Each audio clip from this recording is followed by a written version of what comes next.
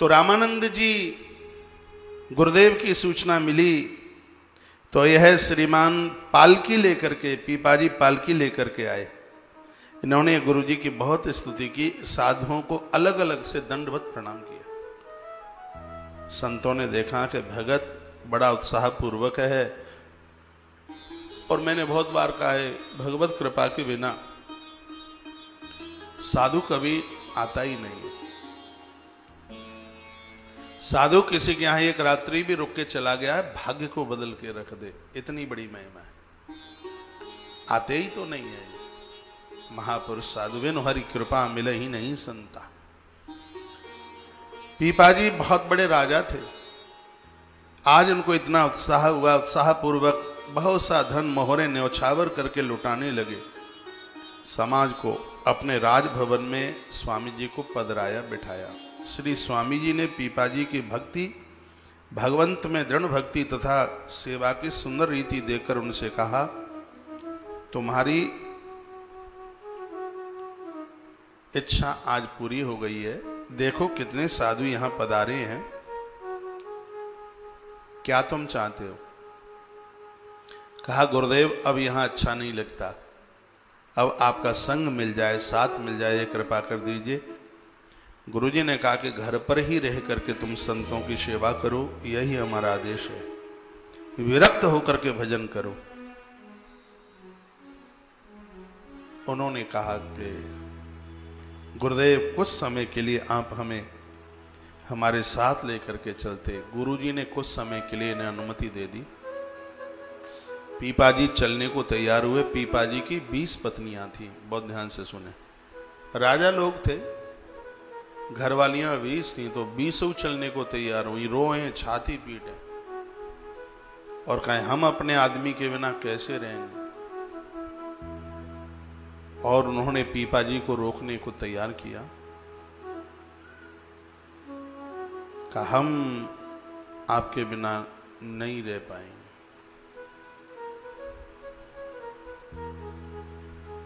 पीपाजी ने कहा तो फिर ये राशि वस्त्र उतारो और टाट पहनो। टाट जानते हो? बोरा। सब अलंकार और आभूषण और ये राजसी वस्त्र सब उतारो और तुम्हें देह पर टाट लपेटना पड़ेगा। तो 19 फेल हो गई इस परीक्षा में, एक तैयार हुई, सबसे छोटी थी पत्नी। बहुत अद्भुत कथा है, उसका नाम है सीता सहचरी, इतना लंबा नाम है उसका। सबसे छोटी वाली पत्नी थी पीपाजी की, जिसका नाम है सीता सहचरी। वह राजी हुई, उसने राजसी अलंकारों को उतार दिया, आभूषण उतार दिए, राशि वस्त्र उतार दिए और उसने देह के ऊपर टाट बोरी लपेटी।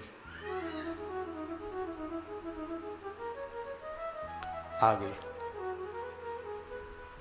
रामानंद जी ने आदेश दिया पीपाजी को, इस बिटिया सीता को, अपनी छोटी गृहिणी को अपने संग लेकर के तुम्हें जाना है। 19 के मुंह फूले थे बड़ी जोर जोर से। इन्होंने एक पंडित जी को तैयार किया और लोभ दिया कि तुम जितना चाहोगे हम उतना धन तुम्हें दे देंगे, कैसे भी तुम हमारे पति की यात्रा को रोक दो। तो श्रीमान जी अपना पत्रा पंचांग लेकर के आए, अशुभ अशुभ मुहूर्त बताए। साधु के संग गुरुदेव के संग जा रहे हैं, इससे शुभ मुहूर्त क्या होगा? बाद में कौन से पंचांग और पत्रा देखने की जरूरत थी। उन्होंने बहुत रोकने की कोशिश की, भारी रोकने की कोशिश की पंडित जी ने। पंडित जी ने कहा पीपाजी को, यदि तुम नहीं रुकते हो तो मैं जहर खा करके मर जाऊंगा। और आखिर यही हुआ। बहुत ध्यान से सुनिएगा। वो पंडित जी महाराज धन के लोभ में आकर गए और उन्होंने विष खाया और जहर खाते ही मौत को प्राप्त हो गया पंडित। यहां तक आ रही है बात समझ में? आ रही है। पंडित जी खत्म, पूरा सब नगर इकट्ठा हो गया। कबीर रैदास आदि दास सब संग लिए आए, प्रवास पीपा पालकी ले आयो है। करई साष्टांग न्यारी न्यारी बिन साधन को धन को लुटाए सो समाज पधरायो है। जैसी कीनी सेवा बहु मेवा नाना राग भोग बानी के न जोग भाग कांप जात गायो है। जानी भक्ति रीति घर रहो कि अतीत हो करके प्रतीत गुरु पग लागे धायो है। लागी संग रानी दस दोय कही मानी नहीं कष्ट को बतावे डर पावे मन लाव ही। कामी रीन फार मद मेखला जो कही जे अपने लत्ता कपड़ा से फाद दे बोरी लगा ले शरीर के ऊपर। काम रीन फार मद मेखला पहर ले देव डार आवरण जो पे नहीं भावई। काऊ पे न होय दियो रोय भोय भक्त आई। छोटी नाम सीता करे डारे न लजावई। सिग से जो छोटी पत्नी थी सीता सहचरी सीता बाने ये बोरी टाट देह से यहूं दूर डारो करो तनिक उघारो कियो दया रामानंद हियो पीपा न स्वावई। रामानंद गुरुजी ने आदेश दिया इसको तुम अपने संग लेकर के तुम चलो। पंडित जी खत्म हो गए, लिखा है पंडित जी हुए समाप्त। अब क्या किया जाए, अब तो हल्ला गुल्ला हो, सब रोने लगे। सूचना रामानंद गुरुजी को मिली। उस समय थोड़े रामानंद गुरुजी अपनी दोपहर की संध्या करने को निकल गए थे। उनका आना हुआ और रामानंद गुरुजी ने कहा कि यदि मेरा भक्त पीपा सत्य में भगवान का परम भक्त है, माता रानी भगवती की इसके ऊपर अद्भुत कृपा है, तो मरा हुआ पंडित इसी समय खड़ा हो जाए। जैसे ये शब्द कहे आकाश से फूलों की वृष्टि हुई और वह मरा हुआ मृत पंडित जी खड़ा हो गए। ऐसी घटना घटी है। समर्थ गुरु रामदास बीच में मैं एक दिन सुनाऊंगा कथा।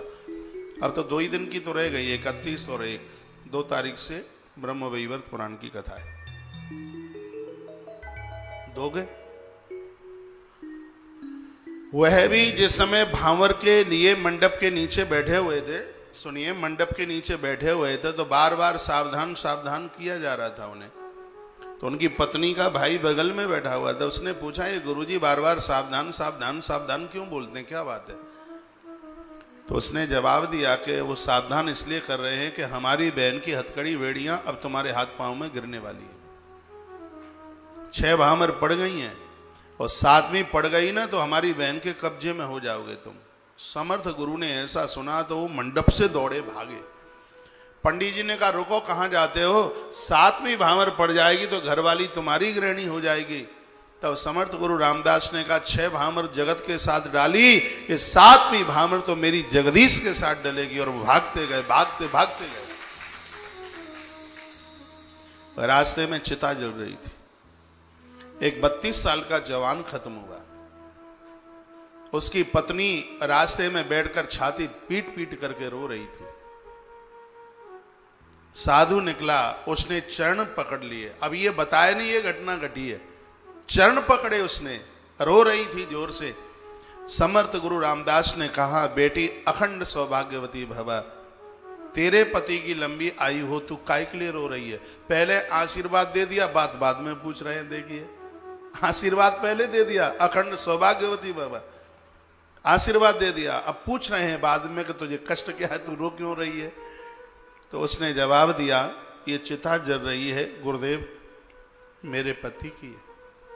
युवान अवस्था में मेरी मांग का सिंदूर पुछ गया है, मेरा जीवन कैसे कटेगा? मैं बहुत कष्ट में हूं।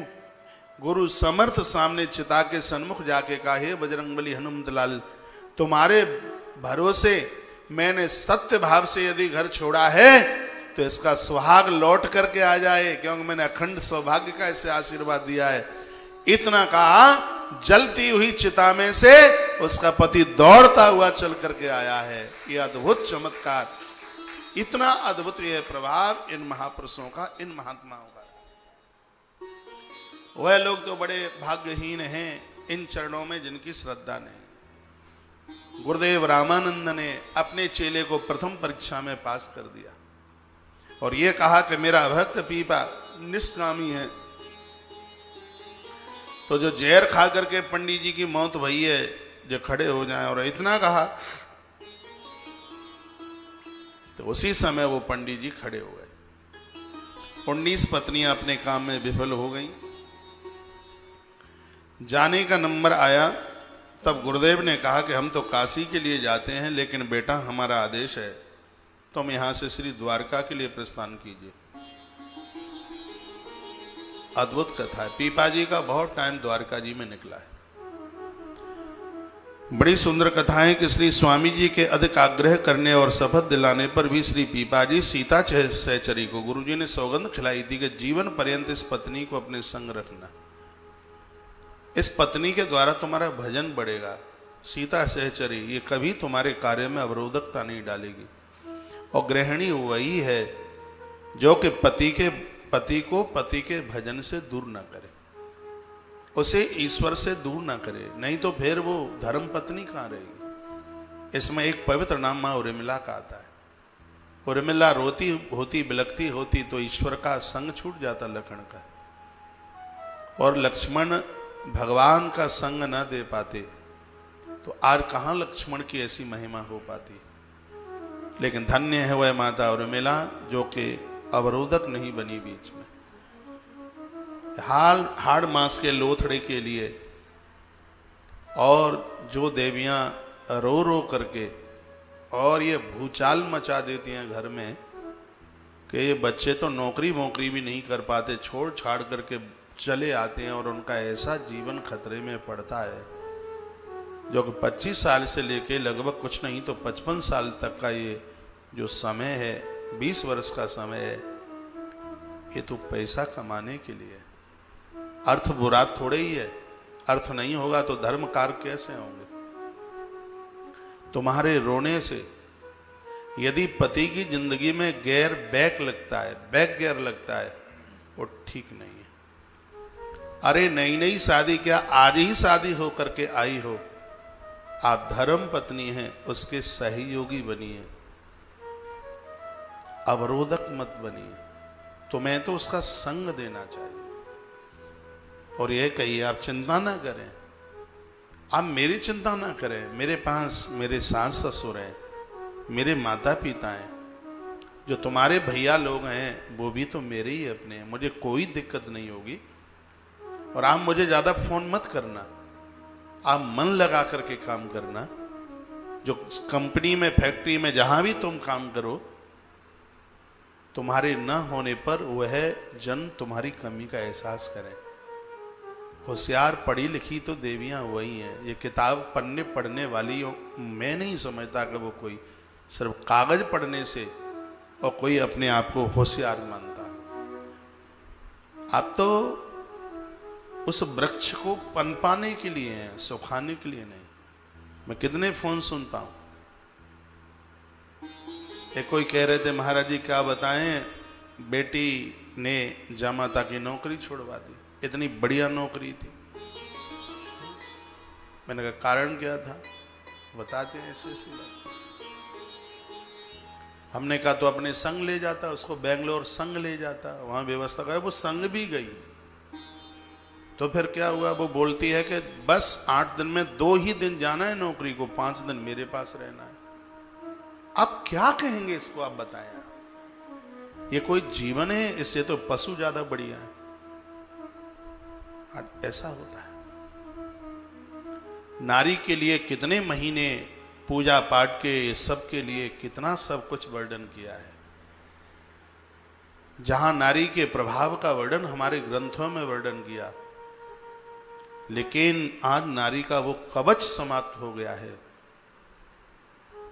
जो नारी का जो एक प्रभाव था, जो पति को दिन दूना रात्रि चौगने के रूप में ऊपर लेकर के जाता था,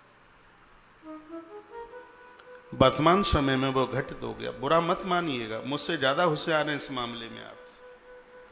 मैं तो किताब पढ़ने में ही योग्यता रखता हूं, लेकिन समाज घर गृहस्थी में आप बहुत निपुण हैं, बहुत होशियार हैं। आज की स्थिति ऐसी।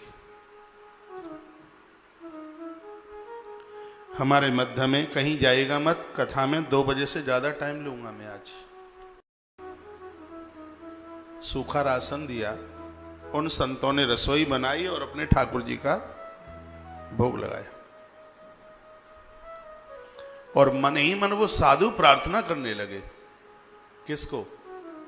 देवी मैया को। मैंने पहले तो आप में संक्षेप में वो बात बताई है, इसका विस्तार है। देवी मैया को प्रार्थना करने लगे वो साधु का, हे माई, यह राजा इतना धार्मिक है तो यह हमारे भगवान ठाकुर को, नारायण को क्यों नहीं मानता? आप इसका मन बदलिए और ये भगवान नारायण का ये परम भक्त बने। यह प्रार्थना की। अपने ठाकुर जी को कहा कि हे प्रभु, आप राजा की बुद्धि बदल दीजिए और इसको अपना भक्त बना लीजिए। ये महात्मा लोग ऐसे ही तो प्रार्थना करते हैं। जैसे आपने किसी ने कहा कि हमारा बेटा यह पति शराब पीता है और महाराज कुछ कर दीजिए, तो उनके पास ऐसा कोई जादू टोना नहीं है कि वो अपनी छड़ी जादू की चला दे और सामने वाला ठीक हो जाए। मुझे नहीं लगता। वह भगवान को प्रार्थना करते हैं, कहते हैं प्रभु ये भक्त आपका है, ये रास्ते से भटक गया है, इसके ऊपर कृपा कीजिए और इसको आप स्वीकार कर लीजिए। वो संत ऐसी प्रार्थना करते हैं। तो महात्माओं ने प्रार्थना की। रात को जब राजा महल में सोया तो उसने एक बहुत बड़ा स्वप्न देखा, भयानक सपना देखा। क्या देखा कि एक विकराल देहधारी प्रेत ने राजा को चारपाई से नीचे पटक दिया। भयभीत होकर के वो रोने लगा। जागते ही राजा ने स्वप्न की घटना का विचार किया। उसी समय उसको वैराग्य हो गया। अब राजा के सोचने विचारने की रीति कुछ दूसरी हो गई।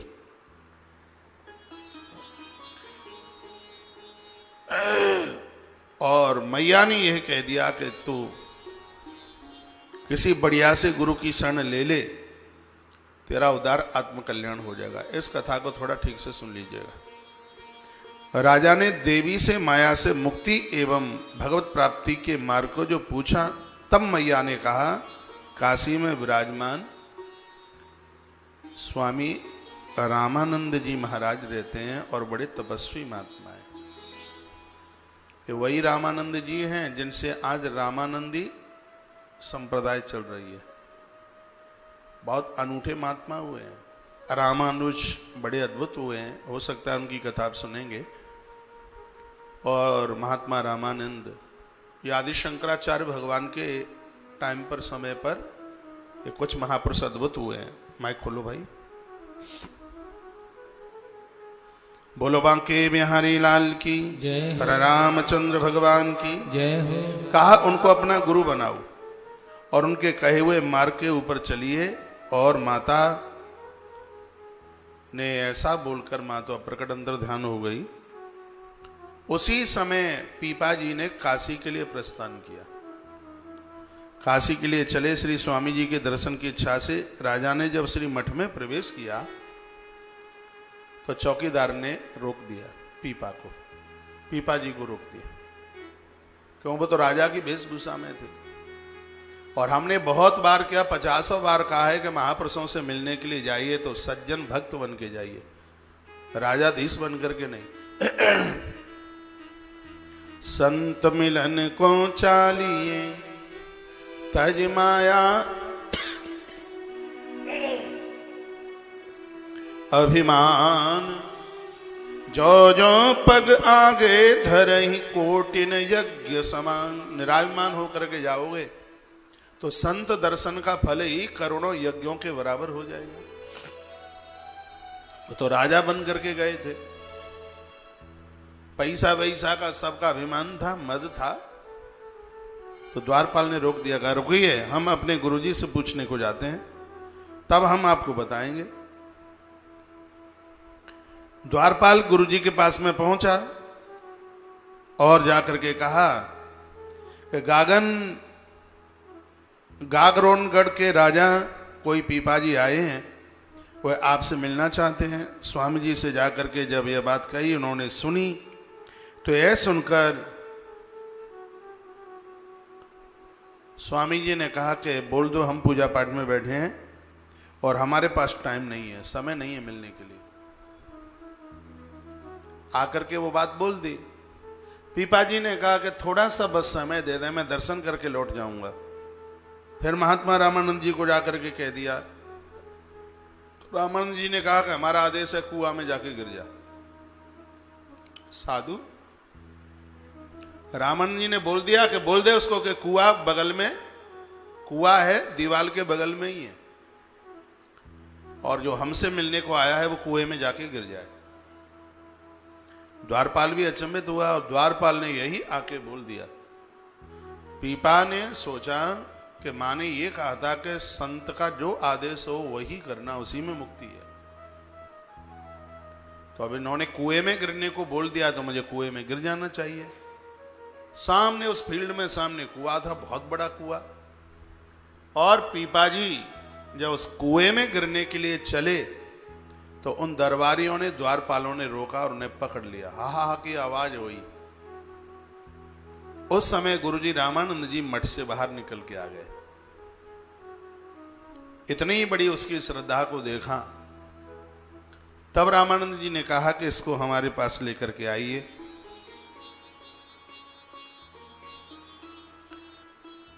तब पीपा जी रामानंद जी के पास आए और चरणों में लंबे होकर के लेट गए, बहुत रोए।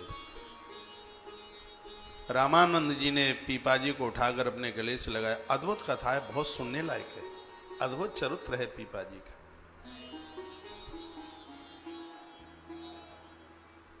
उठा करके अंक में भर लिया। पीपा जी को मंत्र दीक्षा दे दी और अपना शिष्य बना लिया।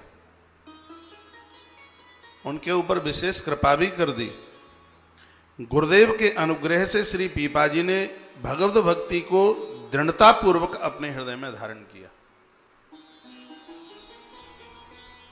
स्वामी जी ने इन्हें आज्ञा दी कि अब तुम अपनी राजधानी गागरोनगढ़ को आप लौट जाइए और वहीं घर में रहकर साधु और संतों की सेवा कीजिए। यह हमारा आदेश है। भक्ति तो तभी फलती फूलती है जैसे जब गुरुजनों के आदेश का पालन होता है, आदेश को माना जाता है। आपका ध्यान थोड़ा इधर होगा, बात समझ में आएगी। आंख में आंसू आ गए। कहा गुरुदेव जाने का मन तो नहीं है, इन चरणों को छोड़ने का मन नहीं है। अब आपका आदेश है, जाना तो पड़ेगा। पीपा जी बहुत रोए। गुरुदेव रामानंद जी ने कहा कि संत सेवा में मन लगाना, साधुओं की सेवा करना, और साधुओं की सेवा करते करते तुम्हें जब 1 वर्ष पूरा हो जाएगा, तुम्हारे हृदय की अति पवित्रता प्रकट होगी, और उस समय हम अपनी जमात के द्वारा कुछ साधुओं के संग हम उस समय तुम्हारे यहां आएंगे। देखेंगे कि साल में तुम्हारा भजन कितना बड़ा है। भजन नहीं, भजन। वर्ष में एक उत्सव होता है जिसको कहते हैं गुरु पूर्णिमा। जो संत महापुरुषों से जुड़े हैं वो उस पूर्णमासी का महत्व जानते हैं। ऐसा बताते हैं, गुरु गीता में भगवान शंकर कहते हैं, हे भवानी, व्यक्ति को वर्ष में 1 बार अपने गुरुदेव के चरण और मुख का दर्शन करना चाहिए। वर्ष में 1 बार वो गुरुदेहली पर पहुंचे। भगवान व्यास उस तिथि में प्रकट होते हैं। यह तिथि और अन्य तिथि जो पावन भावी पवित्र तिथि हैं उनसे वह कम नहीं है। जब वह गुरुदेव के चरणों में जाकर के पहुंचता है, वंदन और पूजन करता है, तो उसकी महिमा है। स्वयं भगवान शंकर ने कहा है, अनजाने में वर्ष में जितने भी जो भी कोई अपराध हुए हैं, ईश्वर के प्रति कहीं श्रद्धा कम न हो जाए तो साल में 1 बार उन चरणों को, नाखून को स्पर्श करते ही अध्यात्म का भाव इतना बढ़ता है, इतना बढ़ता है कि जहां अनजान में जो अपराध हुए हैं वो समाप्त होते हैं, और 1 वर्ष तक कोई नकारात्मक ऊर्जा अंदर प्रवेश न करे, उसके लिए वह गुरु कृपा किसी कवच से कम नहीं होती, एक कवच का काम करती है। गुरु मूरत मुख चंद्रमा से नैन चकोर, अष्ट पहर निरखत रहूं गुरु चरणन की ओर।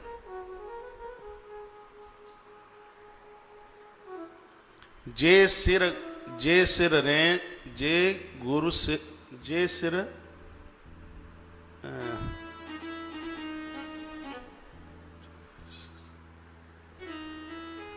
जे सिर रेन सी ऐसा ही है।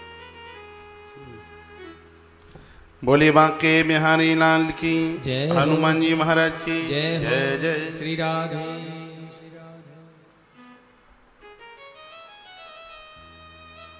रामायण का गुटका है, लेके आओ, मेरा वाला मांग के लेना, लेके आओ दौड़ के,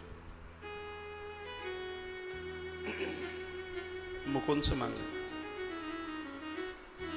एक वर्ष जब तुम्हें यह पूरा हो जाएगा तब हम तुम्हारे यहां चल करके आएंगे और जामात मेरे साथ में होगी, इंतजार करना।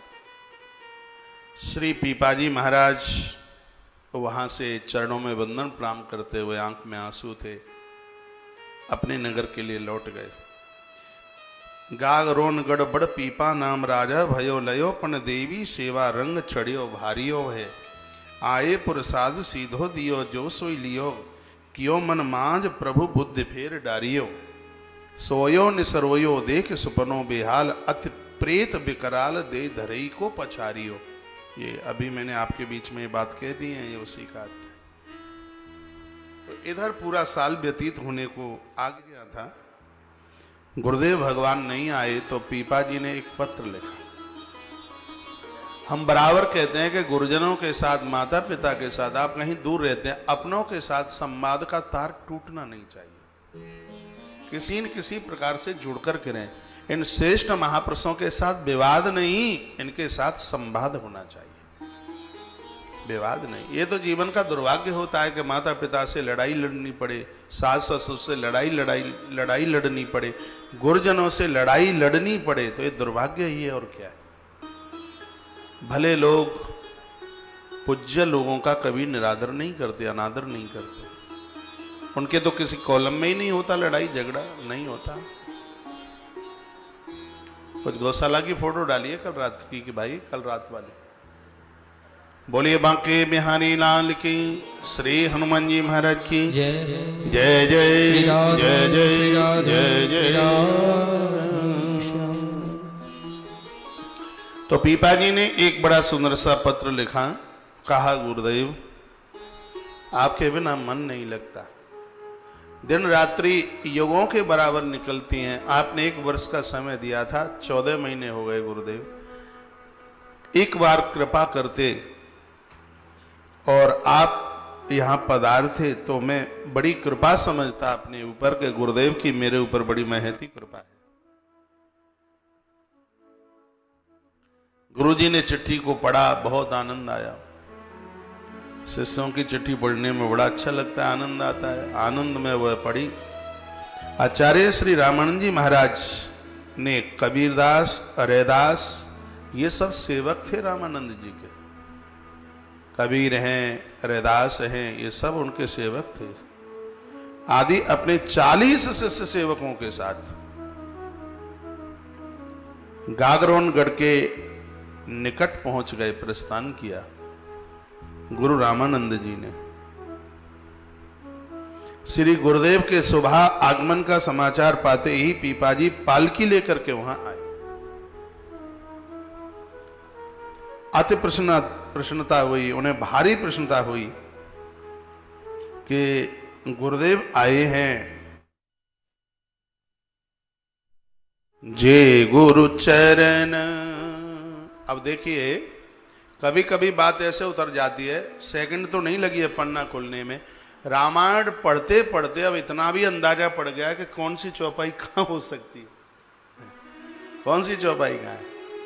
जय गुरु। रामचरितमानस अयोध्या कांड दोहा नंबर 2 के नीचे बड़ी अद्भुत चौपाई है, 5 नंबर की चौपाई है। जय गुरु चरण रेणु सिर धरही, जय गुरु चरण रेणु सिर धरही, जय गुरु चरण रेणु सिर धरही। जनु सकल विभव बस करही, ते जनु सकल विभव बस करही, जे गुरु चरण धरही, जे गुरु चरण रेणु सिर धरही, बस करही, ते जनु सकल विभव बस करही। बोली सद्गुरुदेव भगवान। आप मैसेज में लिख रहे हैं महाराज जी लंच चल रहा है, आप आ जाइए। बहुत बहुत धन्यवाद है। आप आराम से प्रसाद लीजिए, भोजन कीजिए। भावना है, श्रद्धा है। लंच का टाइम है, आप भोजन प्रसाद लीजिए। हम लोगों की भाषा में तो इसको राजभोग कहते हैं। सुबह है बाल भोग, दोपहर का राजभोग और शाम की बयारू। हाँ, शाम की बयारू। तो आप राजभोग करके दोपहर का प्रसाद लेकर कथा ना छोड़िएगा, अभी कथा चलेगी। आप सब पाइए। बहुत बहुत धन्यवाद। तो रामानंद जी गुरुदेव की सूचना मिली तो यह श्रीमान पालकी लेकर के, पीपाजी पालकी लेकर के आए। इन्होंने गुरुजी की बहुत स्तुति की, साधुओं को अलग अलग से दंडवत प्रणाम किया। संतों ने देखा कि भगत बड़ा उत्साह पूर्वक है, और मैंने बहुत बार कहा है भगवत कृपा के बिना साधु कभी आता ही नहीं है। साधु किसी के यहां एक रात्रि भी रुक के चला गया है, भाग्य को बदल के रख दे, इतनी बड़ी महिमा है। आते ही तो नहीं है महापुरुष साधु, बिन हरि कृपा मिले ही नहीं संता। पीपाजी बहुत बड़े राजा थे। आज उनको इतना उत्साह हुआ, उत्साह पूर्वक बहुत सा धन मोहरे न्यौछावर करके लुटाने लगे। समाज को अपने राजभवन में स्वामी जी को पधराया, बिठाया। श्री स्वामी जी ने पीपाजी की भक्ति, भगवंत में दृढ़ भक्ति तथा सेवा की सुंदर रीति देखकर उनसे कहा, तुम्हारी इच्छा आज पूरी हो गई है। देखो कितने साधु यहां पधारे हैं, क्या तुम चाहते हो? कहा गुरुदेव अब यहां अच्छा नहीं लगता, अब आपका संग मिल जाए, साथ मिल जाए, कृपा कर दीजिए। गुरुजी ने कहा कि घर पर ही रह करके तुम संतों की सेवा करो, यही हमारा आदेश है। विरक्त होकर के भजन करो। उन्होंने कहा कि गुरुदेव कुछ समय के लिए आप हमें हमारे साथ लेकर के चलते। गुरुजी ने कुछ समय के लिए इन्हें अनुमति दे दी। पीपाजी चलने को तैयार हुए। पीपाजी की 20 पत्नियां थी। बहुत ध्यान से सुने, राजा लोग थे, घरवालियां 20 थी, तो 20 चलने को तैयार हुई। रोए, छाती पीटे और कहें हम अपने आदमी के बिना कैसे रहेंगे। और उन्होंने पीपाजी को रोकने को तैयार किया।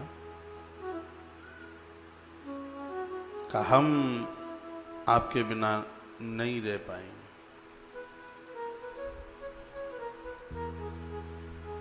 पीपाजी ने कहा तो फिर ये राशि वस्त्र उतारो और टाट पहनो। टाट जानते हो? बोरा। सब अलंकार और आभूषण और ये राजसी वस्त्र सब उतारो और तुम्हें देह पर टाट लपेटना पड़ेगा। तो 19 फेल हो गई इस परीक्षा में। एक तैयार हुई, सबसे छोटी थी पत्नी। बहुत अद्भुत कथा है। उसका नाम है सीता सहचरी। इतना लंबा नाम है उसका। सबसे छोटी वाली पत्नी थी पीपाजी की, जिसका नाम है सीता सहचरी। वह राजी हुई। उसने राजसी अलंकारों को उतार दिया, आभूषण उतार दिए, राजसी वस्त्र उतार दिए और उसने देह के ऊपर टाट बोरी लपेटी। आ गई। रामानंद जी ने आदेश दिया पीपाजी को, इस बिटिया सीता को, अपनी छोटी गृहिणी को अपने संग लेकर के तुम्हें जाना है। 19 के मुंह फूले थे बड़ी जोर जोर से। इन्होंने एक पंडित जी को तैयार किया और लोभ दिया कि तुम जितना चाहोगे हम उतना धन तुम्हें दे देंगे, कैसे भी तुम हमारे पति की यात्रा को रोक दो। तो वो श्रीमान जी अपना पत्रा पंचांग लेकर के आए, अशुभ अशुभ मुहूर्त बताए। साधु के संग गुरुदेव के संग जा रहे हैं, इससे शुभ मुहूर्त क्या होगा। बा में कौन से पंचांग और पत्रा देखने की जरूरत थी। उन्होंने बहुत रोकने की कोशिश की, भारी रोकने की कोशिश की पंडित जी ने। पंडित जी ने कहा पीपा जी को, यदि तुम नहीं रुकते हो तो मैं जहर खा करके मर जाऊंगा। और आखिर यही हुआ। बहुत ध्यान से सुनिएगा। वो पंडित जी महाराज धन के लोभ में आकर गए और उन्होंने विष खाया और जहर खाते ही मौत को प्राप्त हो गया पंडित। यहां तक आ रही है बात समझ में? आ रही है। पंडित जी खत्म, पूरा सब नगर इकट्ठा हो गया। कबीर रैदास आदि दास सब संग लिए आए, पुरवास पीपा पालकी ले आयो है। करई साष्टांग न्यारी न्यारी, बिन साधुन को धन को लुटाए सो समाज पधरायो है। जैसी कीनी सेवा बहु मेवा, नाना राग भोग बानी के, न जोग भाग कांप जात गायो है। जानी भक्ति रीति घर रहो कि अतीत हो, करके प्रतीत गुरु पग लागे धायो है। लागी संग रानी दस दोय कही मानी नहीं, कष्ट को बतावे डर पावे मन लाव ही। कामी रीन फार मद मेखला, जो कही जे अपने लत्ता कपड़ा से फाद दे, बोरी लगा ले शरीर के ऊपर। काम रीन फार मद मेखला, पहर ले देव डार आवरण, जो पे नहीं भावही। काऊ पे न होय दियो रोय भोय भक्त आई, छोटी नाम सीता करे डारे न लजावई। सिंह से जो छोटी पत्नी थी सीता, सहचरी सीता, बाने ये बोरी टाट देह से यहूं दूर डारो, करो तनिक उघारो, कियो दया रामानंद हियो पीपा न स्वावई। रामानंद गुरुजी ने आदेश दिया, इसको तुम अपने संग लेकर के तुम चलो। पंडित जी खत्म हो गए, लिखा है पंडित जी हुए समाप्त। अब क्या किया जाए, अब तो हल्ला गुल्ला हो, सब रोने लगे। सूचना रामानंद गुरुजी को मिली। उस समय थोड़े रामानंद गुरुजी अपनी दोपहर की संध्या करने को निकल गए थे। उनका आना हुआ और रामानंद गुरुजी ने कहा कि यदि मेरा भक्त पीपा सत्य में भगवान का परम भक्त है, माता रानी भगवती की इसके ऊपर अद्भुत कृपा है, तो मरा हुआ पंडित इसी समय खड़ा हो जाए। जैसे ये शब्द कहे, आकाश से फूलों की वृष्टि हुई और वह मरा हुआ मृत पंडित जी